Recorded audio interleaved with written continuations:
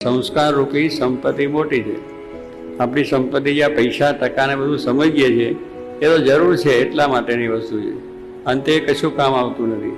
પણ સાચી સંપત્તિ છે શું કે ભગવાન રૂપી સંપત્તિ, આપણી સંસ્કાર રૂપી સંપત્તિ, ધર્મ રૂપી સંપત્તિ, સત્સંગ રૂપી સંપત્તિ, સદાચાર રૂપી સંપત્તિ, આ બધી સંપત્તિ છે.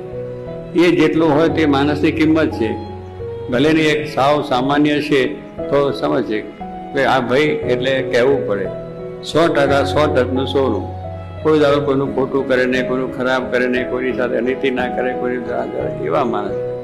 પૈસે ટકે સંપત્તિ ના હોય પણ સંસ્કાર રૂપી સંપત્તિ છે. માણસ બીજાનું સારું કરવા જ ઈચ્છે, કોઈનું ભલું કરવા જ ઈચ્છે, કોઈને સારો માર્ગદર્શન જ આપે, પેલો ખોટું આપે.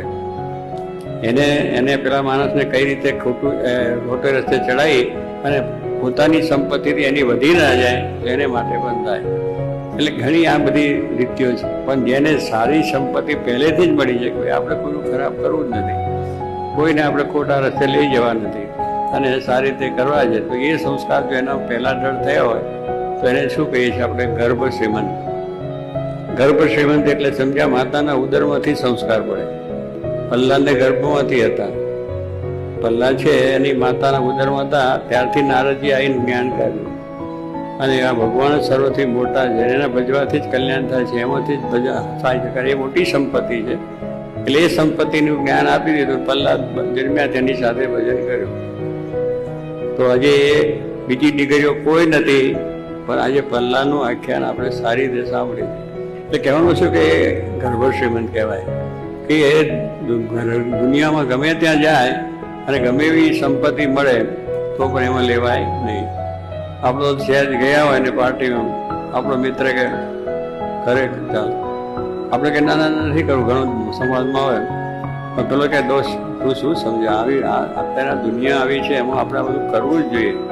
એ જે તે કરે ને આપણે તું આવી તો ખરો, પછી તારે ના લેવું જ ના લે, પણ આવતો ખરો એમ કરીને લઈ જાય. અને ત્યાં જઈને બધું ચાલતું હોય ફર્સ્ટ ક્લાસ, આપણે જઈને કે લાવંતર લઈ લે. એમાં કંઈ ક્યાં સ્વામી જોવા આવવાના છે, કોણ ભગવાન જોડે છે, કોને ભગવાન દીઠા છે, ક્યાંનો વિમાન લઈને ભગવાન તેડવા આવ્યા છે, બધું ગપે ગપ છે. એમ કે પેલું મૌસાર કે જે પાર્ટી થતું હોય એવું કહી લે. એટલે એવો આપણો વિચાર પડી જાય.